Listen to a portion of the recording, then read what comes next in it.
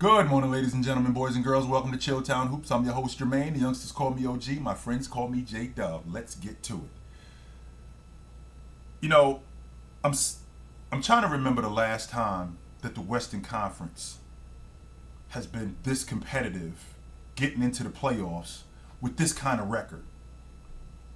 You know, I remember the 2000s and I remember the 2010s where, you know, the 6, 7, 8 team, they were competing for playoff spots with 45 wins, 46 wins. Where 50 wins, that got you the 8th seed. 50 wins get you the 7th spot.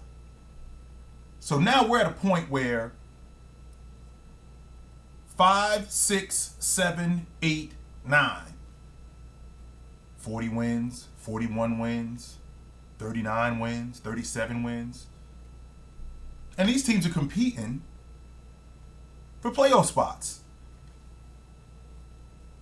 The Western Conference has one 50-win team this year. That's it.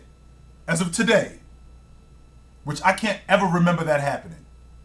This late in the season, the Western Conference only having one 50-win team. We're talking about the majority of the teams having 3 games left. And you only got one 50-win team in the Western Conference, and that's the Denver Nuggets. Yeah, Memphis has 49 wins, but the rest of the Western Conference being in the position that they're in. There isn't really one dominant team in the Western Conference, which is ironic to me because, again, the 2008 Phoenix Suns, I mean, they missed the playoffs. I think they won 45 games that year. And they missed the playoffs. So we're at a point now where the Los Angeles Lakers, for example, if they beat Utah tomorrow night and the Golden State Warriors lose to Oklahoma City, they would be tied with Golden State, and they play the Clippers on Wednesday night, and a win would have them in the 5 spot. They were in 13th place 2 weeks ago. 13th. And the Lakers have been playing great. Absolutely, they've been playing great. We're talking about a Laker team that James has now come back to the lineup, and what has he been doing? He's playing off of Anthony Davis, because this team, make no mistake about it, is built around Anthony Davis. It was like that from the beginning, and it got retooled in the beginning, in the midpoint of the season. They started to put more shooting, more D&3 guys, better transition players to enhance James's skills, where James doesn't have to have the dominant space. The question is, can Anthony Davis hold up? Because if he can, I think that they got a legit shot in the Western Conference. And this was the plan all along. What you saw James do yesterday, where he went 18, 10, and 11, where he was looking for guys, Rui Hachimura coming off the bench getting 20, James dealing to him, James looking for Austin Reeves in transition, James looking for Anthony Davis either rim running, not just rim running, but posting up deep in the paint. That was the plan when they first got Anthony Davis. And this could be the plan moving forward. This was going to put more years on James's career, because the way you saw him play last night, that's the way he was going to play moving forward. It was going to be, we're going to run the offense through Anthony Davis. Except Anthony Davis broke down, which is why I'm having a difficult time betting on the Lakers at this point, because I'm not sure he's going to hold up. That's the only reason why. It's not from a talent standpoint. It's not from a production standpoint, because Anthony Davis, when he's playing the way he's capable of playing, I don't expect him to get 40 every night. I don't expect him to go 35 every night. No, I don't expect that. But from a talent standpoint and the way he produces, when he uses that talent, I've always said this, I think he's a top 5 player in the league. So the question is can he hold up? And if he can hold up, I think that they're going to make a lot of noise. A lot of noise. I still think that the road to the NBA championship goes through the Golden State Warriors. And the reason why I feel like that is because there's not one team in the Western Conference that I feel like can win it dominantly. There's not one team in the Western Conference where I'm going, okay, this team is the team. Because they've all been so inconsistent. When I watched the Golden State Warriors last night, Denver is the only team that I feel like has the best shot at dethroning them. I can't see Memphis because, again, Ja being in and out of the lineup, them getting blown out or getting let me rephrase that, them getting handled by the Chicago Bulls on the road.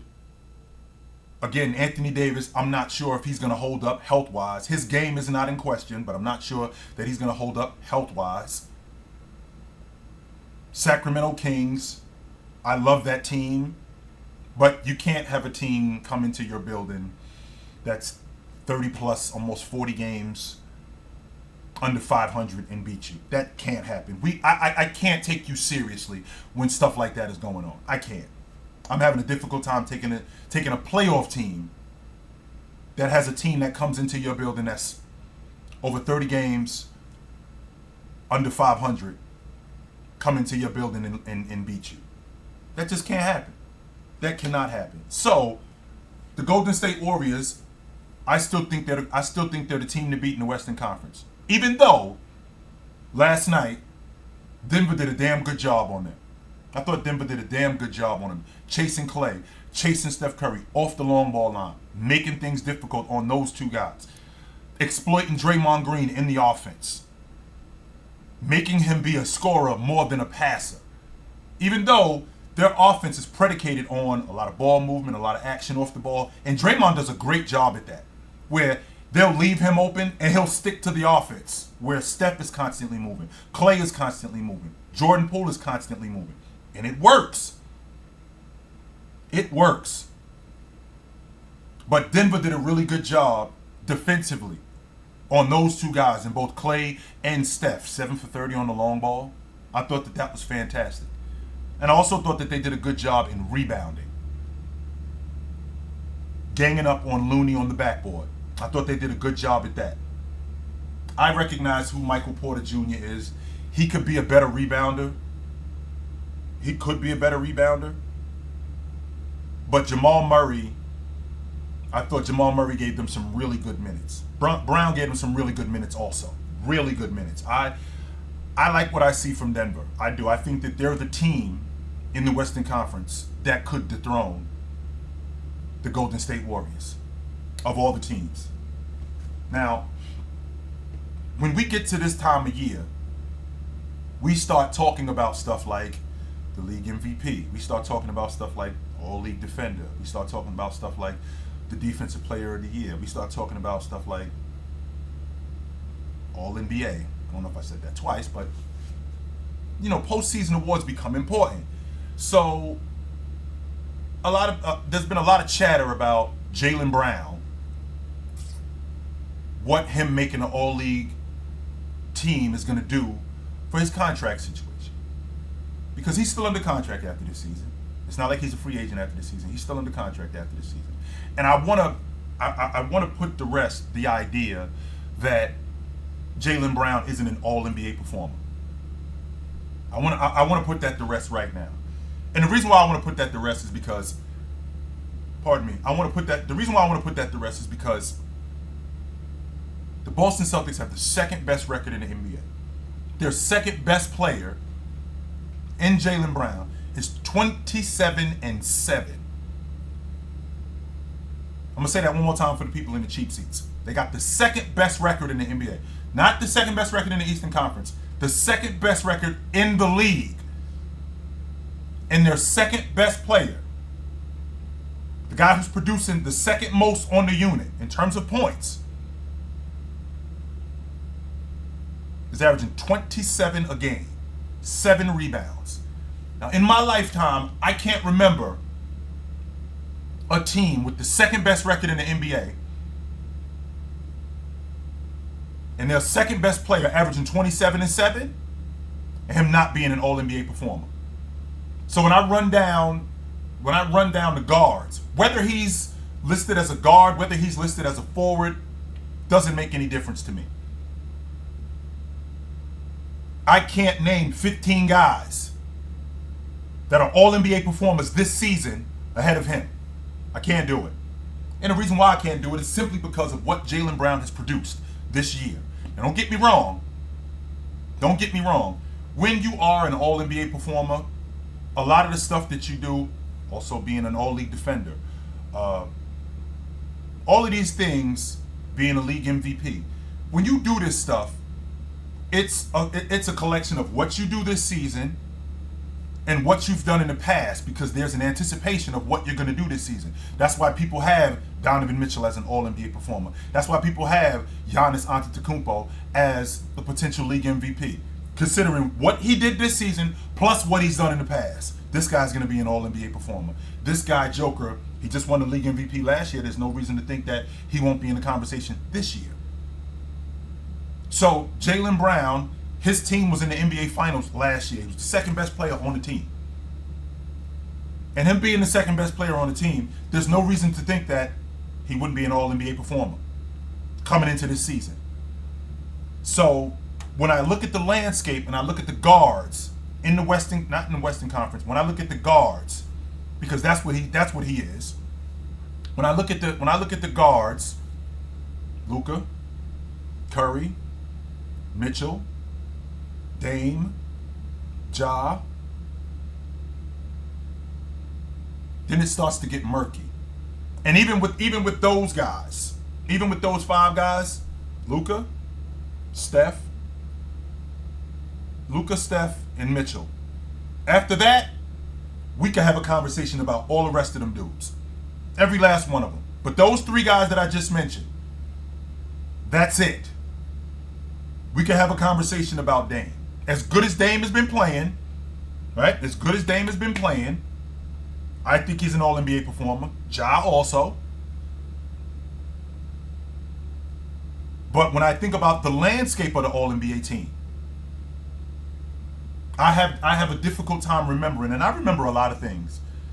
You know, there's some things that I got to go back and do my homework on, but I remember a lot of things.